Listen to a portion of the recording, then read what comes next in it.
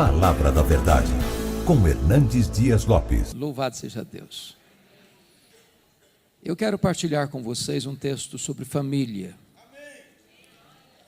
E o texto está no primeiro livro de Samuel, capítulo 30. Peço que você abra a Bíblia comigo. 1 Samuel, capítulo 30. E vamos ler a partir do verso 1.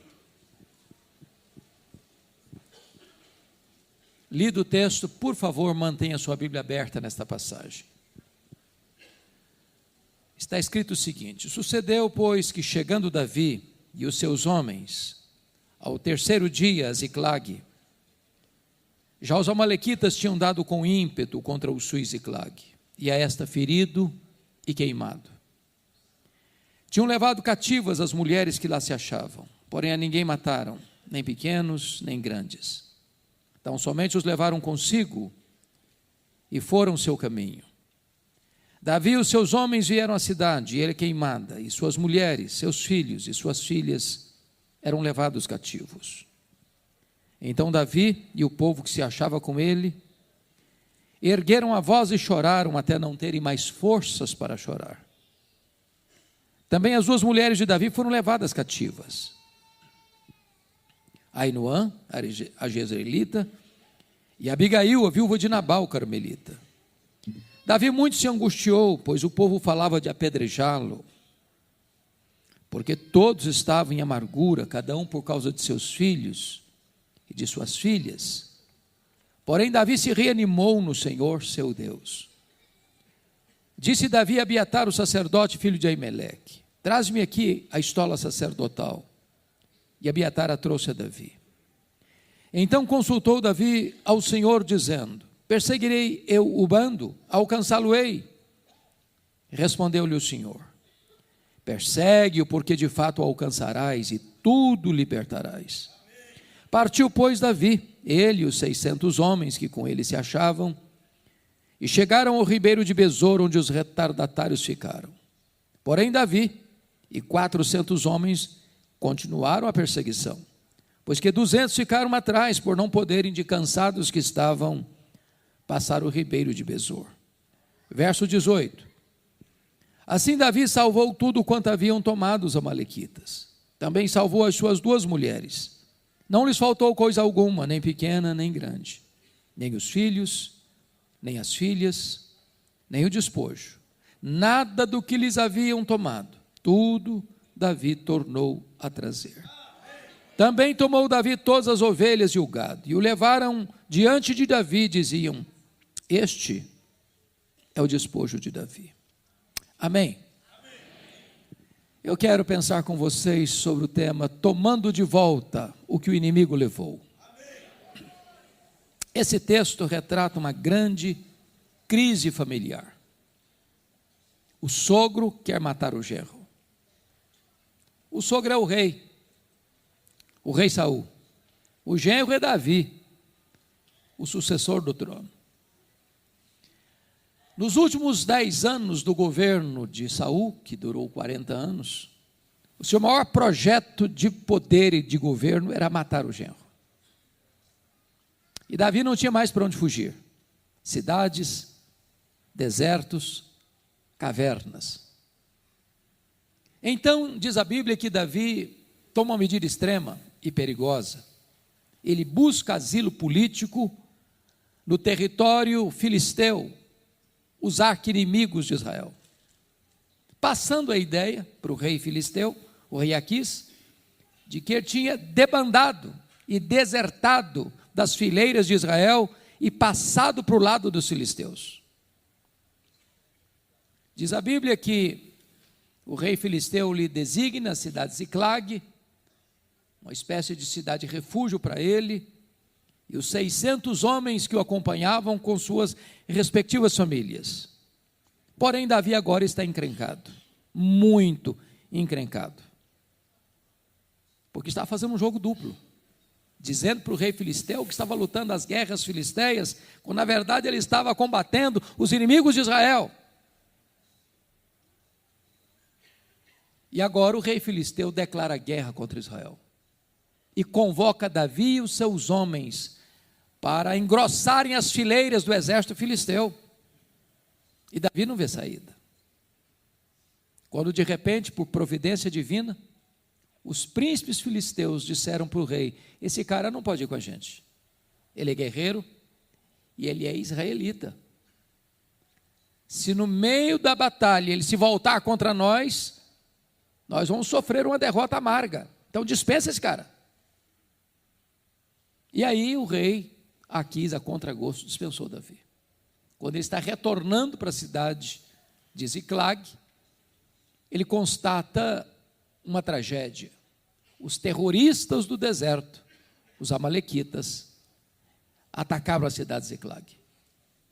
Queimaram a cidade de Ziclag. Feriram a cidade de Ziclag. Saquearam a cidade de Ziclag.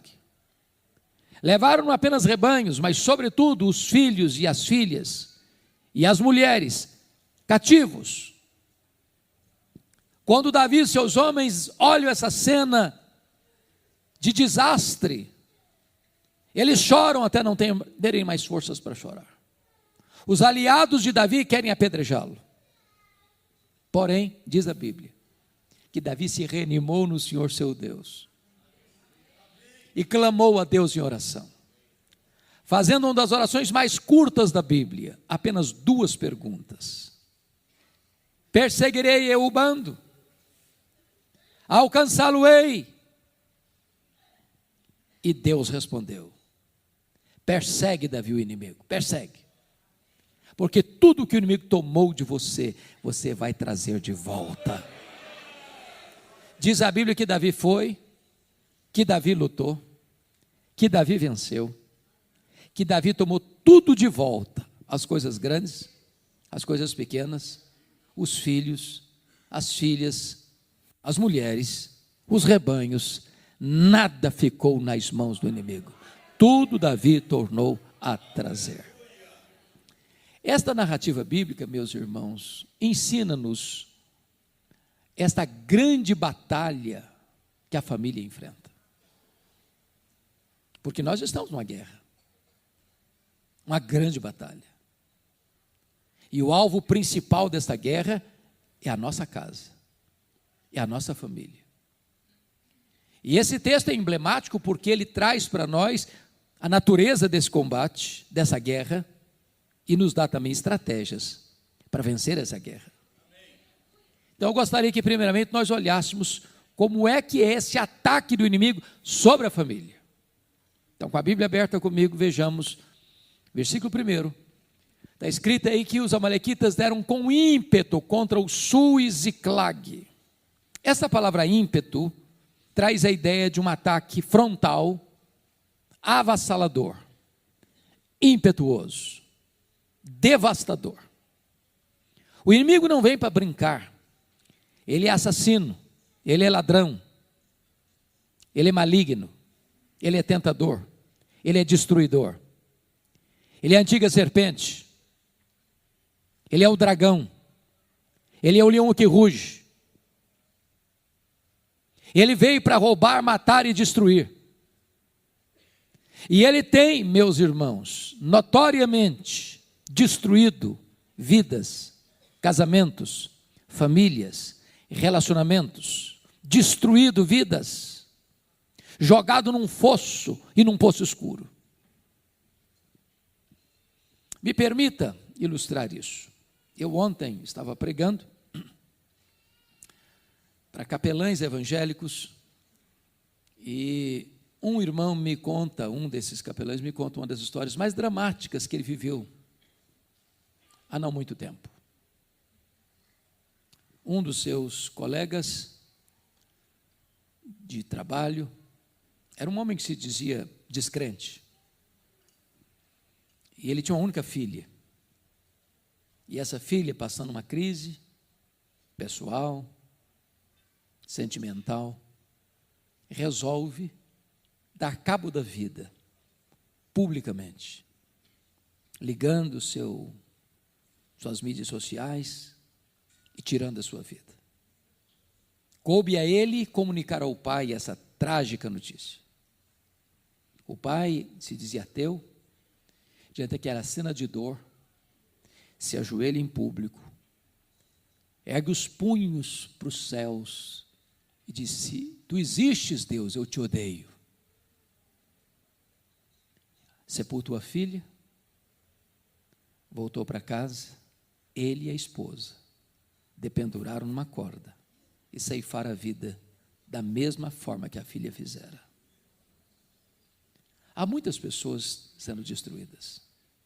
Eu estava pregando, pastor Jeremias, numa casa em Vitória, e uma mulher chorava muito, muito, convulsivamente.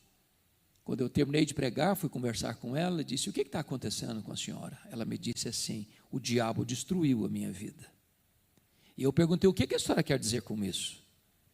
Ela me respondeu: eu tinha uma família, meu marido, 2 filhos, um bom apartamento, um bom salário, mas não tinha paz na nossa casa. Havia uma nuvem escura sobre a nossa casa. Ela me disse: um dia eu acordei assustada com o grito dos meus filhos. Quando eu me levantei, meu marido não estava do meu lado.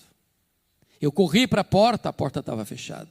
Eu bati a porta não se abriu. Eu arrombei a porta e me deparei com um quadro horrível. O meu marido estava apunhalando os nossos filhos. Quando eu entrei no quarto, ele enterrou o punhal sobre o peito e caiu sem vida sobre os corpos ensanguentados dos nossos filhos. Ela me disse: pastor, eu levei toda a minha família para o cemitério. O diabo destruiu a minha vida. Quis a providência de Deus, pastor Jeremias, que ano passado, distribuindo o folheto cada dia, numa das ruas de Vitória, com a equipe, casa em casa, de longe uma mulher me viu, e chamou pelo meu nome, e correu na minha direção. E ela me disse: o senhor não está me conhecendo? O senhor não está me conhecendo? Eu disse: me perdoe, eu não estou conhecendo a senhora. Ela disse: eu sou aquela mulher que eu disse para o senhor há alguns anos que o diabo tinha destruído a minha vida, pois Jesus me encontrou, pois Jesus me salvou, pois Jesus me libertou, e hoje eu sou uma serva do Senhor Jesus Cristo.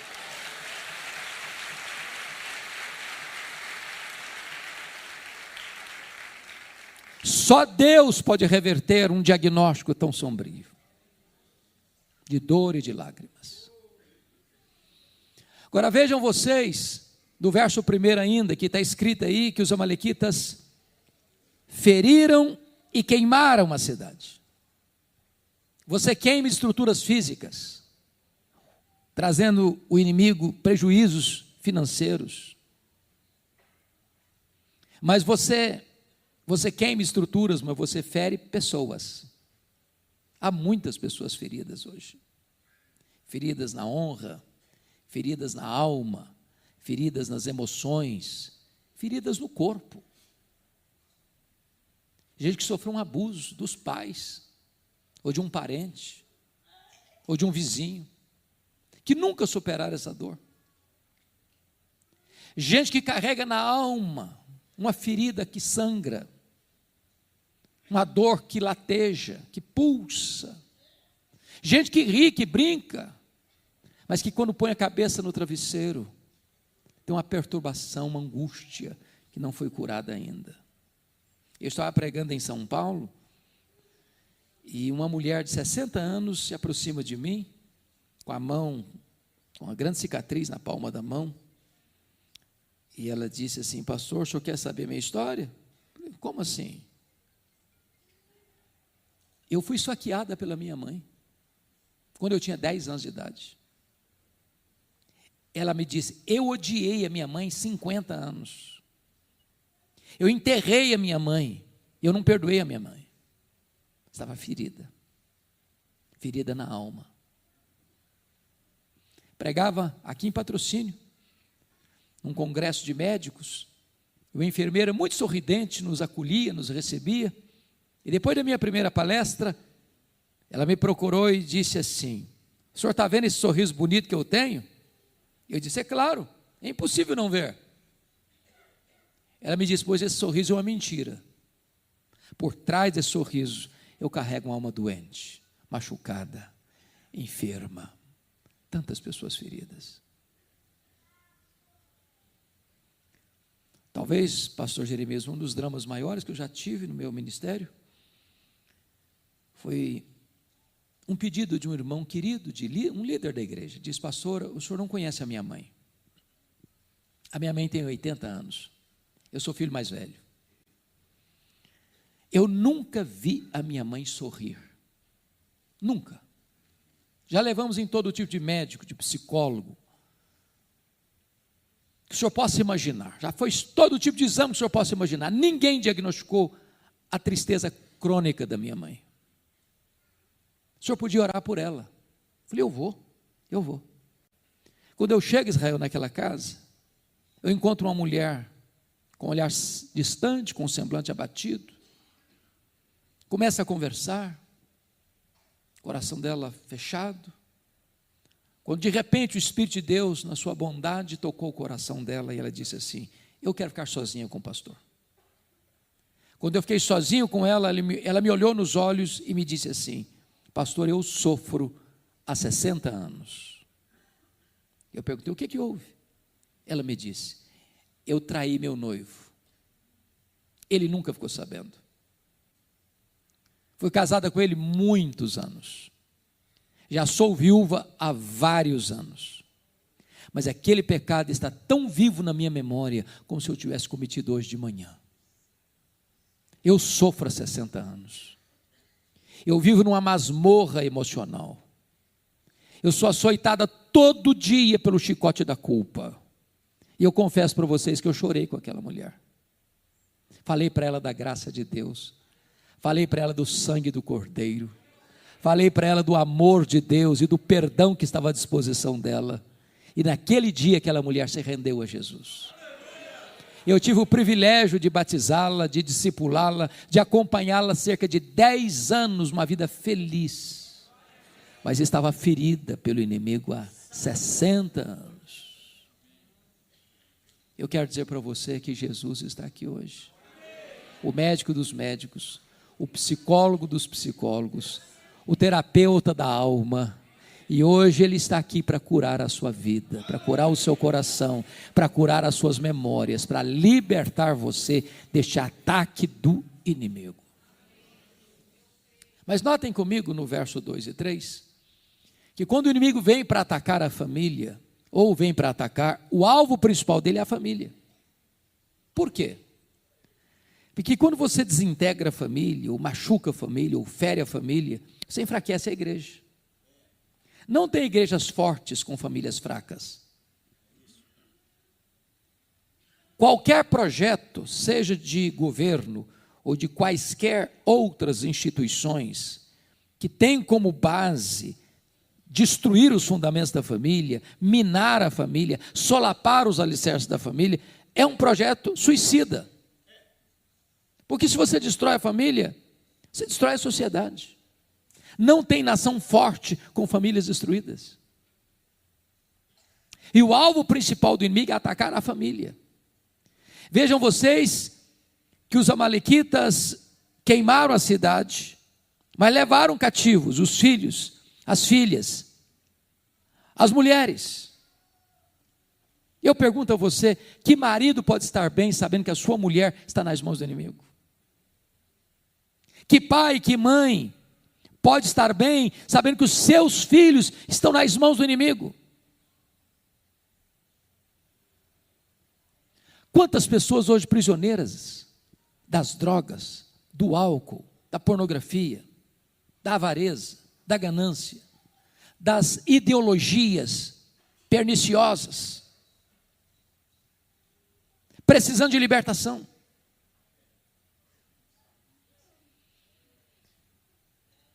Um dia eu fiquei muito chocado porque um irmão da igreja, trabalhava na área da música, um líder, disse assim para mim: pastor, eu vim comunicar para o senhor que eu estou chutando o balde.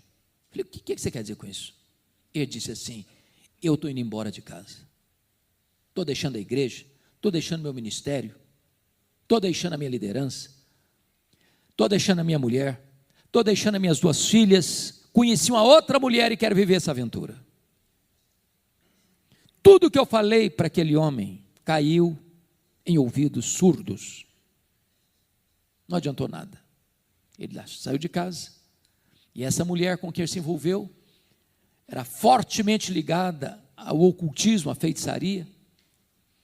E eu às vezes fui visitá-lo e via despachos na sala dele aos demônios. Chegou a ponto de ir para cemitério à meia-noite fazer despachos. E eu falava e falava e falava, e nada resolvia. Então um dia eu contei para ele uma história que nós aprendemos na África do Sul, tribo dos Zulus. A prática dos Zulus é esta: se um rapaz começa a namorar com uma moça, ele dá um lenço branco para ela. Enquanto o namoro durar, ela fica com o lenço branco. Se o namoro terminar, ela devolve o lenço branco para o rapaz, necessariamente. Se ela não devolver, ela está dizendo: eu quero ser sua, você faça o que você quiser comigo, eu vou pertencer a você. Então soubemos lá, que o pastor Jeremias estava conosco lá, de uma história de uma menina que foi abusada pelo ex-namorado. A família levou o caso às autoridades, e a primeira pergunta que fizeram para a moça foi essa: você devolveu o lenço branco para ele? Não, não devolvi. Então não podemos fazer nada, essa é a nossa cultura. Então eu disse para aquele rapaz: você precisa devolver o lenço branco. Passaram-se 3 semanas, pastor, o telefone do meu gabinete tocou, era ele. Ele disse: pastor, vem aqui em casa agora, porque eu vou devolver o lenço branco, eu preciso devolver o lenço branco. E eu corri para lá. Eu nunca vi uma cena tão estranha. Eu me assentei na frente dele, esse homem começa a tremer da cabeça aos pés, e começa a suar, a ponto da sua roupa ficar completamente empapuçada. Sabendo da batalha espiritual que ele estava travando, eu perguntei: você está pronto a devolver o lenço branco? Ele me disse: pastor, eu preciso. Eu falei: então você vai pegar uma caixa, uma grande caixa, e vai botar tudo que você tiver de feitiçaria nessa casa aqui dentro. E ele começou a trazer velas, correntes, patuás, aventais, roupas. Encheu a caixa. Eu disse: agora nós vamos lá para o quintal, você vai me dar 1 litro de álcool. E eu joguei 1 litro de álcool naquelas coisas, naqueles objetos. E eu disse: agora nós vamos queimar esses objetos, com um símbolo, como aconteceu lá na igreja de Éfeso, de rompimento com essas práticas. E ele pegou o palito de fósforo, riscou, e não pegou fogo. Ele pegou o segundo palito de fósforo, riscou, e não pegou fogo. E este homem deu uma gargalhada cavernosa e disse: não vai pegar fogo. E eu disse: vai pegar fogo em nome de Jesus, porque agora quem vai riscar o palito de fósforo sou eu. Quando eu risquei o palito de fósforo, o fogo pulou na caixa, e esse homem deu um grito desesperador, e caiu desacordado aos meus pés. Eu clamei pelo nome de Jesus. O Senhor trouxe a consciência com o coração quebrado, quebrantado, arrependido e transformado. Estava, entretanto, nas mãos do inimigo. Talvez você veja aqui hoje, talvez você que está nos acompanhando, está precisando de libertação. E Jesus é o libertador. Se o Filho vos libertar, verdadeiramente sereis livres, diz as Escrituras. Não importa quanto tempo, não importa quão grossas sejam as correntes, quão terríveis sejam as amarras, hoje Jesus trouxe você aqui para libertar você dessas amarras, dessas correntes que têm prendido a sua vida.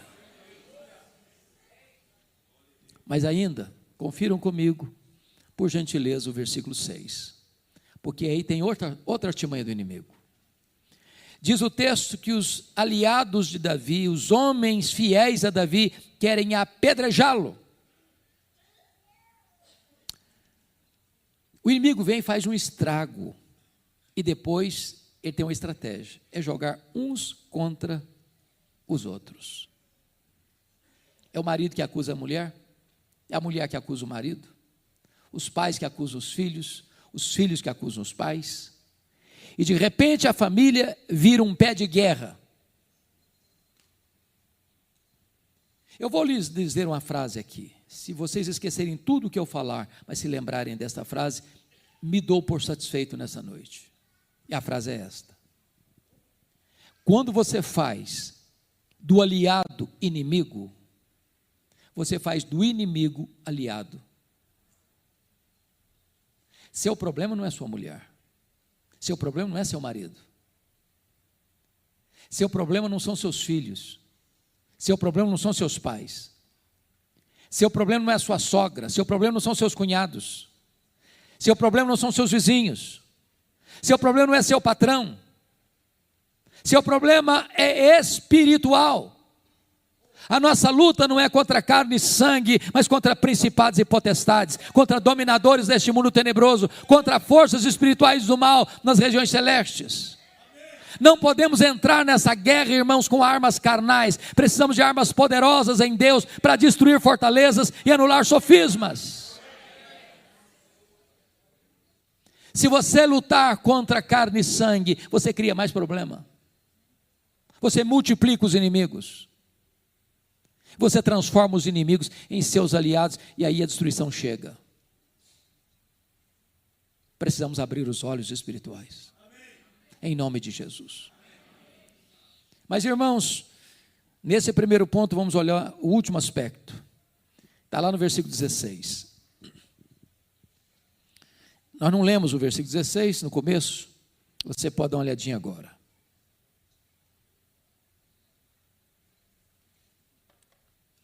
Está escrito aí que depois desta humilhante, acachapante derrota que os amalequitas impuseram contra Ziclag, eles estão celebrando, eles estão festejando. Preste atenção nisso. Quando o inimigo consegue atingir você, atingir seu casamento, atingir seus filhos, atingir seu cônjuge, ele celebra isso. A grande pergunta é onde a nossa vida está produzindo festa, se no acampamento de Deus ou no arraial do inimigo. Eu queria ilustrar isso, uma história de um dos homens mais emblemáticos da Bíblia, Sansão, juiz de Israel. Sansão foi um fenômeno, foi um gigante. O nascimento dele foi um milagre.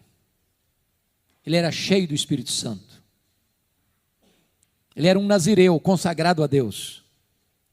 E o nazireu tinha 3 coisas que ele não podia transigir, como símbolo da sua consagração a Deus. Ele não podia tocar em cadáver. Ele não podia beber bebida forte, bebida alcoólica. Ele não podia cortar o cabelo.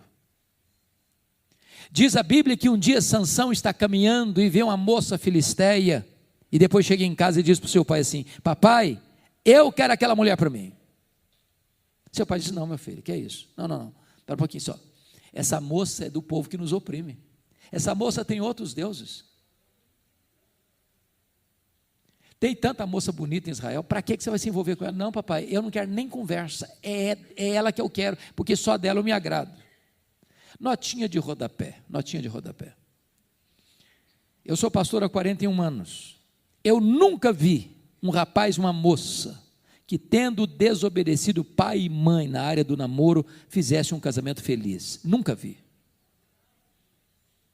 Eu não estou perguntando se o seu pai é quadrado ou redondo, se a sua mãe é quadrada ou redonda. Escute seus pais na área do namoro. Escute. Diz a Bíblia que o Sansão, indo para a casa dessa moça, um leão saiu em cima dele, um leão novo. E diz o texto que ele rasgou o leão como se rasga um cabrito, jogou do lado da história, do lado de fora, do lado do caminho. Quando eu li esse texto, Jeremias, eu fico dando risada. Dou mesmo, sabe por quê? Eu não rasgo nenhum coelho. Quanto mais um cabrito ou um leão. No dia do casamento, com gravatinha borboleta, lá vai o Sansão com a família para a casa da moça. Lembrou da cena, passou por lá. Na caveira do leão morto tinha um enxame de abelhas. E ele enfiou a mão lá dentro do cadáver do leão e pegou um favo de mel e começou a degustá-lo e ainda deu para o pai e para a mãe. Quebrou o primeiro voto ali. procurou doçura no que estava podre, procurou prazer no que era proibido. Ali quebrou o primeiro voto. Cuidado para você não buscar prazer naquilo que é proibido, buscar prazer naquilo que é pecado, buscar prazer naquilo que Deus condena. Aí diz o texto que ele vai para a festa, e dá uma festa de arromba, certamente regada a vinho, a álcool, porque não quis ser diferente dos moços da sua época. Aqui quebra o segundo voto.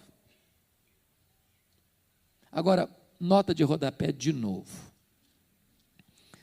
Meus irmãos, eu não sei como é que é o negócio aqui em Belo Horizonte, mas nas minhas andanças pelo Brasil, eu tenho escutado muitos pastores desesperados, frustrados, tristes.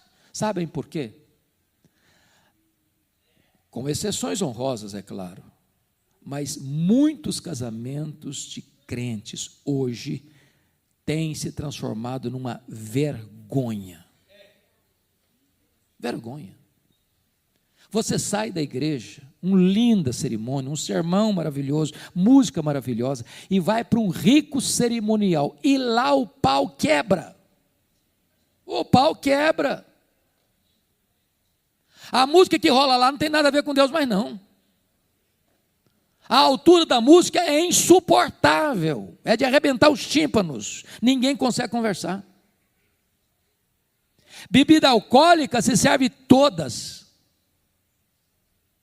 Lá pelas tantas as luzes se acendem como uma boate, e o povo de Deus bêbado cai na pista de dança, e volta para casa com as pernas trôpegas. Sabe o que é triste, irmãos? É que Sansão não teve peito para dizer o seguinte: eu sou nazireu e a minha festa é diferente. Eu sou diferente. E tem umas conversas por aí que, não, pastor, mas eu convidei uma pessoa muito importante, os meus convidados são muito ilustres, se eu não servir bebida alcoólica, vai ficar muito sem graça. Irmãos, eu já fui em festas de arromba, sem uma gota de álcool. Eu já fui em festa de você ficar constrangido de tanta beleza, de tanta pompa, sem necessidade de ser regada a álcool. O dono da festa é você. Nós não precisamos imitar o mundo, irmãos, para sermos relevantes, para fazermos coisas de bom gosto. Diz a Bíblia que o Sansão propõe uns enigmas esquisitos para a moça, e na verdade ele teve que sair da festa de casamento para matar 30 filisteus, não tem graça nisso, e quando ele volta da matança, o sogrão dele tinha dado a mulher dele para outro homem. Ele ficou irritado, queimou a campina dos filisteus, os seus irmãos o prenderam, e quando foram entregá-lo para os filisteus, ele rompeu as cordas e matou 1000 filisteus com a queixada de jumento, e diz a Bíblia que agora ele desce para Gaza.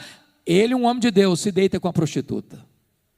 Ele sai de Gaza com os pecados, com os portões da cidade nas costas, e com o pecado da cidade no coração. E dali ele deita no colo de uma outra mulher filisteia, e começa a brincar de novo, até que descobre o segredo da força, que não estava no cabelo, a força estava em Deus. O cabelo era apenas um símbolo. O Espírito de Deus se retirou dele, se tornou fraco. Sansão, luz, ficou cego. Sansão, libertador, ficou cativo. Ele que devia trazer glória ao nome de Deus, foi levado a um templo pagão, onde fizeram chacota dele, zombaram a Deus, porque um servo de Deus não levou Deus a sério, produziu festa no acampamento do inimigo e não no arraial de Deus. Isso é um alerta solene para você e para mim. Bom, eu sei que a toada está ruim, e se eu terminasse aqui, a gente ficaria desesperado. A pergunta agora é: o que é que eu vou fazer quando eu percebo que o inimigo está atingindo a minha vida ou a minha casa? Vamos aprender com Davi.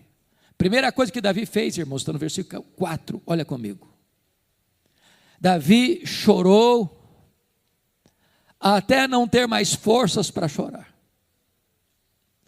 Às vezes, irmãos, nós estamos lutando pela nossa casa com o coração seco demais e os olhos enxutos demais. A nossa geração está chorando muito mais diante dos melodramas de Netflix do que dos dramas da vida.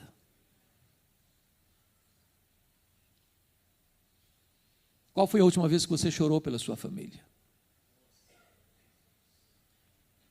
Nenhum de nós tem uma família perfeita. Nenhum de nós tem uma família ideal. Todos nós temos pés de barro e telhado de vidro.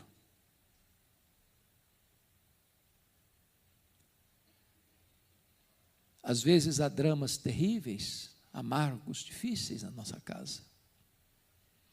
Às vezes as pessoas nos veem, mas não sabem os dramas que temos. Eu já cheguei algumas vezes a ponto de desesperar-me. Meu Deus, o Senhor faz um milagre na minha família. Eu não suporto. Eu já tive um irmão assassinado.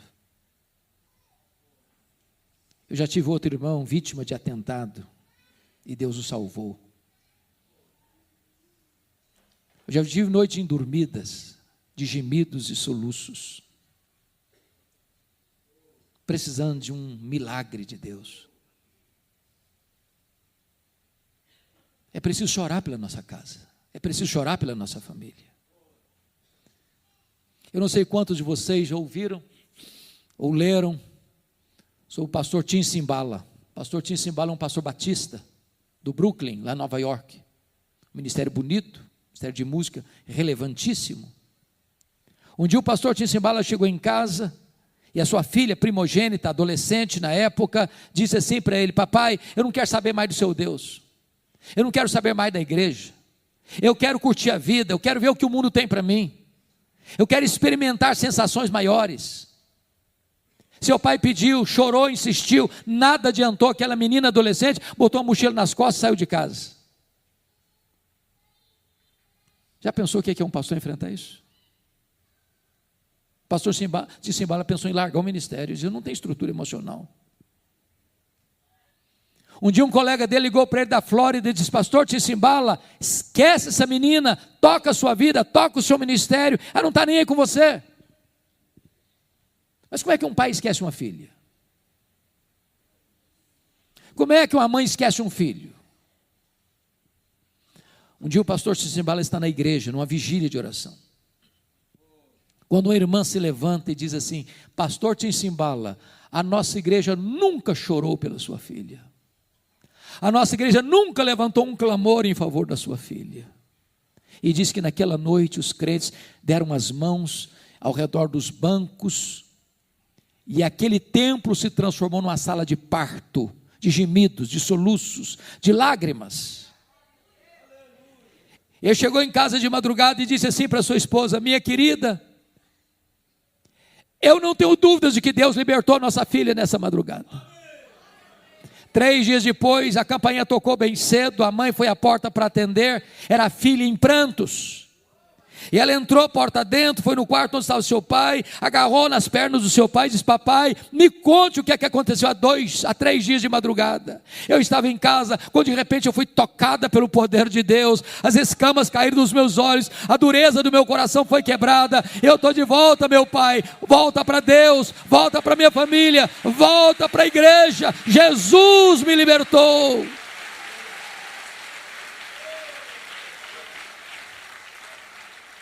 Meu amado irmão, minha irmã, nós não geramos filhos para a morte, nós não geramos filhos para o cativeiro, nós não geramos filhos para habitar o inferno, nós geramos filhos para a glória de Deus.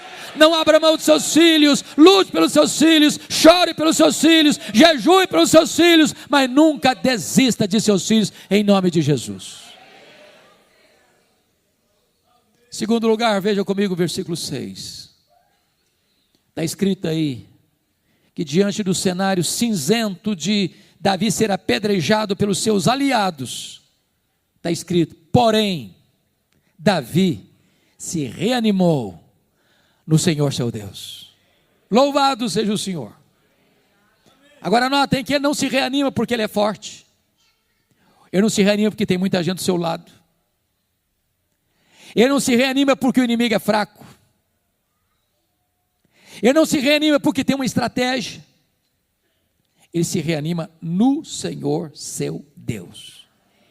Sabe o que significa isso? A causa pode humanamente estar perdida, mas se você se reanimar no Senhor seu Deus, tem esperança. Você pode ter um diagnóstico médico de fim de linha, mas se Jesus interferir e você se reanimar no Senhor seu Deus, Ele pode reverter esse diagnóstico. O seu casamento pode estar acabado, se você se reanimar no Senhor seu Deus, esse revés pode ser revertido em nome de Jesus.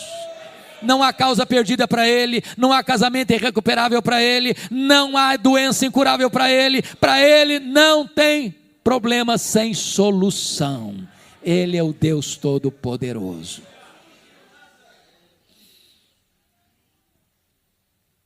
Eu me lembro que há pouco tempo uma irmã da igreja me procurou. E ela disse assim para mim, olhando nos meus olhos: pastor, eu vim comunicar ao senhor que eu estou me divorciando. Eu tomei um susto, porque pensei que o casamento dela fosse um casamento modelo. E eu, recuperado do susto, perguntei: você está se divorciando? Ele dizia: eu estou me divorciando, sim senhor. E eu perguntei: por quê? Ela me fuzilou com o olhar e respondeu: secou. Como diz o pastor Jeremias, está claro ou para você botar a legenda? Secou? Uai, filha, se secou, tem esperança para você. Você não leu na Bíblia lá que Deus fez florescer a vara seca de Arão? Ele pode fazer florescer o que está seco no seu coração. A mulher me olhou meio assustada e falou: o senhor está ficando maluco? Eu estou falando para o senhor que morreu, entendeu agora? Falei: se morreu, tem esperança. Você não leu na Bíblia lá que Jesus ressuscita os mortos? Ele faz ressuscitar o que está morto no seu coração. Ela disse: o pastor, o senhor pirou mesmo. Agora o senhor pirou. Eu estou falando para o senhor que acabou, entendeu? Acabou, não tem mais nada. Falei: acabou, não tem mais nada, então tem esperança. Você não leu na Bíblia lá que Deus chama a existência as coisas que não existem? Pois Deus pode trazer de volta o que não tem mais aí no seu coração. Você não vai divorciar, não. Você vai orar comigo um mês. Depois você volta aqui para a gente conversar. Depois de um mês ela voltou. A pessoa diz assim: pastor, acabou a vontade de divorciar. Jesus está restaurando o meu casamento. Com Deus tem esperança. Reanime-se no Senhor seu Deus. Terceiro lugar. Veja comigo os versos 7 e 8. Davi se reanimou no Senhor seu Deus, não com bravatas, não com estratégias carnais. Ele se reanimou no Senhor seu Deus e pôs-se a orar. E para mim, uma das orações mais curtas da Bíblia, quase que diríamos que é uma oração medíocre. Diríamos assim: ele vai orar e diz: ó Deus, perseguirei eu o bando, alcançá-lo-ei, em nome de Jesus, amém.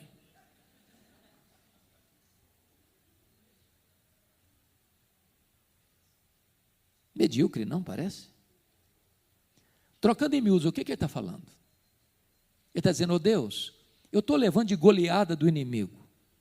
Eu vou aceitar passivamente a decretação da derrota na minha vida, na minha família, ou eu vou reagir?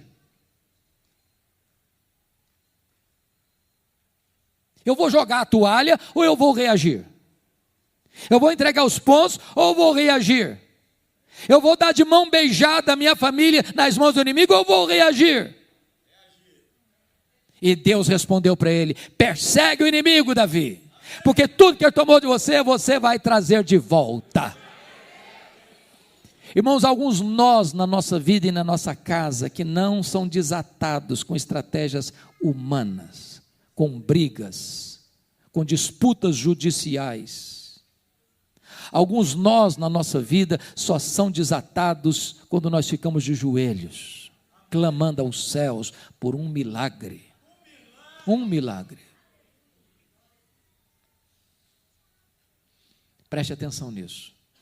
O que Deus promete é vitória e não ausência de luta.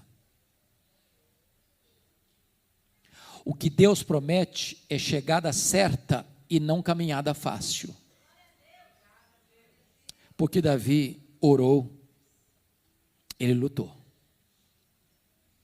Mas a luta não foi fácil. Foi tão pesada e renhida que 200 homens ficaram para trás de cansados que estavam. Mas quem tem a promessa não vai recuar. Quem tem a promessa não vai desistir. Quem tem a promessa vai avançar. Quem tem a promessa vai lutar. Quem tem a promessa não abre mão da vitória. Quem tem a promessa não deixa nada na mão do inimigo. Diz a Bíblia que Davi foi, que Davi lutou, que Davi venceu, que Davi tomou de volta as coisas grandes, as coisas pequenas, os filhos, as filhas, as mulheres, os despojos, nada deixou Davi nas mãos do inimigo. A pergunta que eu lhe faço nesta noite é esta: o que é que um dia você já teve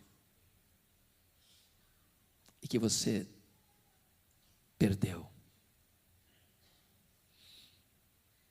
Talvez o seu primeiro amor.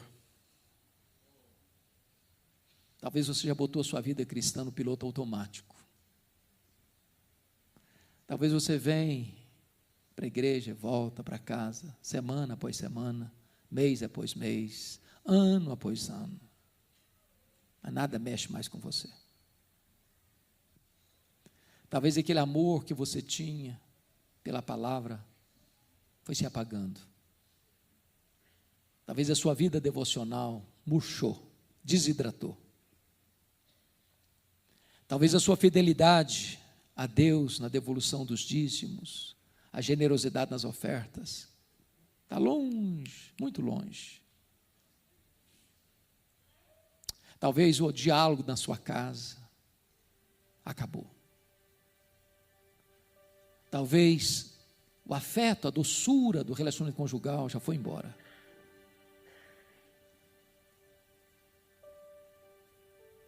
E hoje o Senhor está aqui, dizendo para o seu coração: não deixe nada na mão do inimigo. Tome de volta o que o inimigo levou. O seu Deus é o Deus da restituição.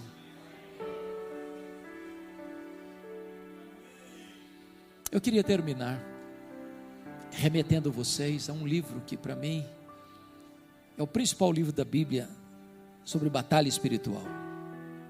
É o livro de Êxodo.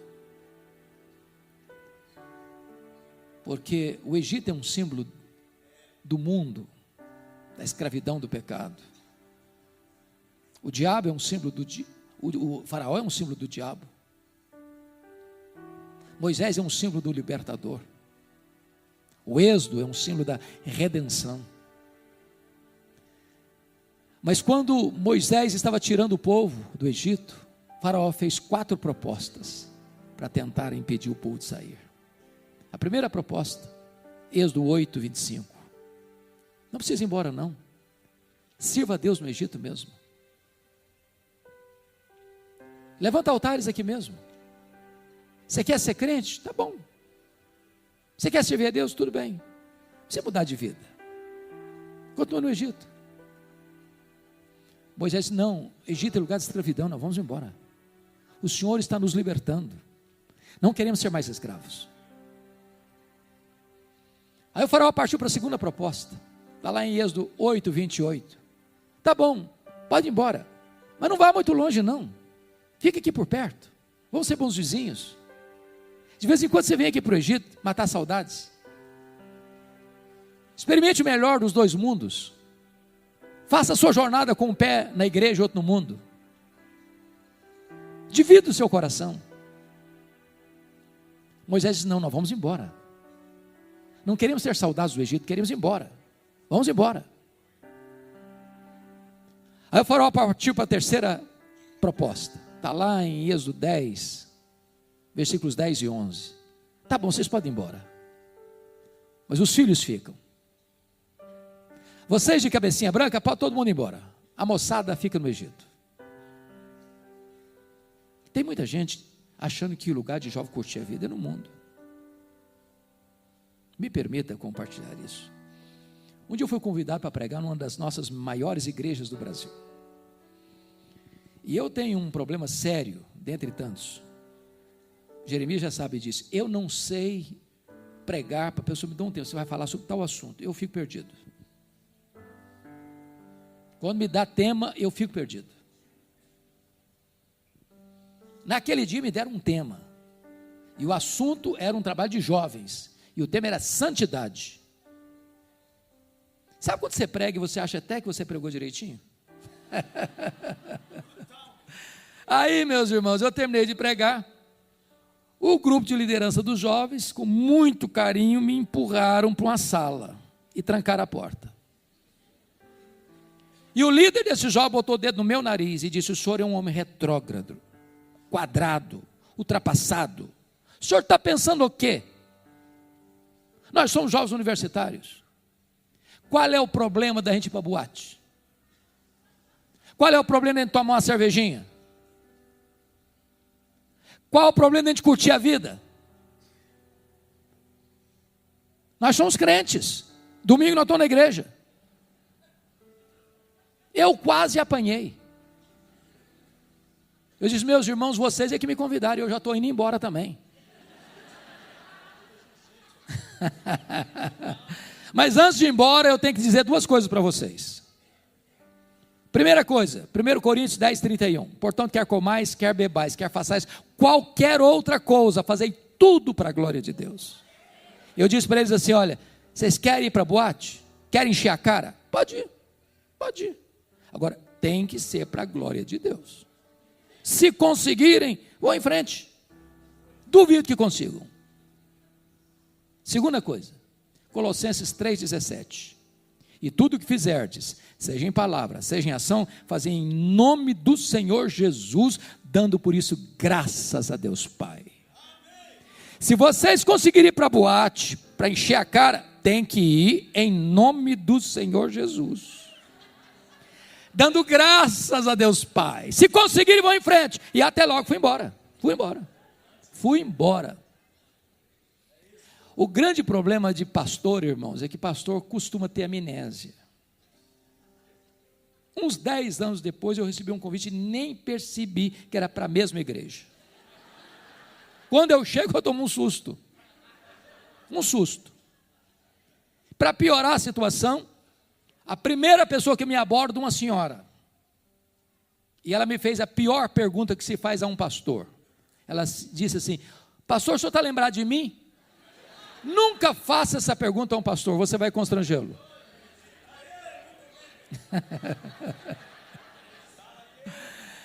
Eu olhei, tornei a olhar, olhei de novo, falei: minha irmã, só me perdoa, mas não estou lembrado. Ela disse assim: eu sou a mãe daquele rapaz que botou o dedo no seu nariz. Falei: pronto, não apanhei do filho, vou apanhar da mãe agora. E eu disse: o que aconteceu com seu filho? Ela me disse assim: pastor Hernandes, Deus mudou a vida do meu filho. Naquele dia que o senhor o confrontou, Deus mudou a história dele. Deus transformou o coração dele. O meu filho é um homem de Deus. O meu filho hoje é um homem cheio do Espírito Santo de Deus. Então deixa eu dizer uma coisa para você, rapaz, você moça, você jovem, você adolescente. Lugar de jovem curte a vida não é no mundo não, é na casa de Deus, é na presença de Deus. Porque é na presença de Deus que tem plenitude, alegria e delícias perpetuamente.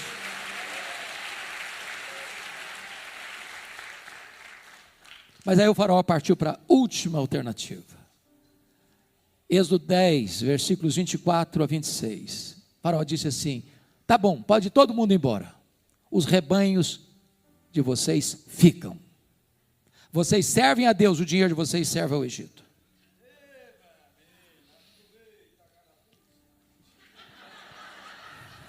É desse jeito. Porque tem gente que diz que está servindo a Deus, mas o dinheiro dele não. Tem gente que parece ter uma jararaca no bolso.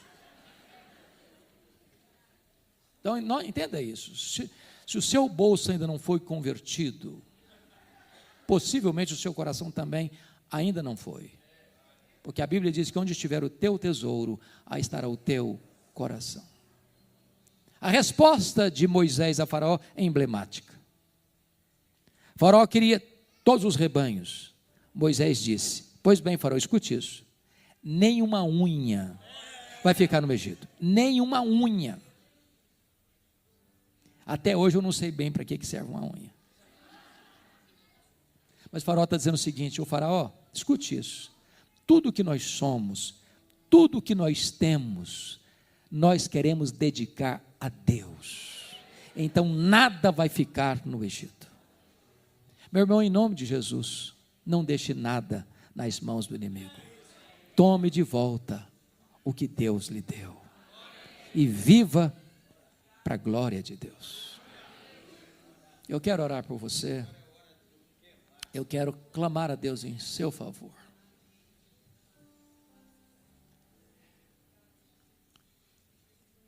O livro O Monge, o Executivo, tem uma frase que vale o livro para mim. Esse livro diz assim: você não é o que você fala, você não é o que você sente, você não é o que você promete, você é o que você faz.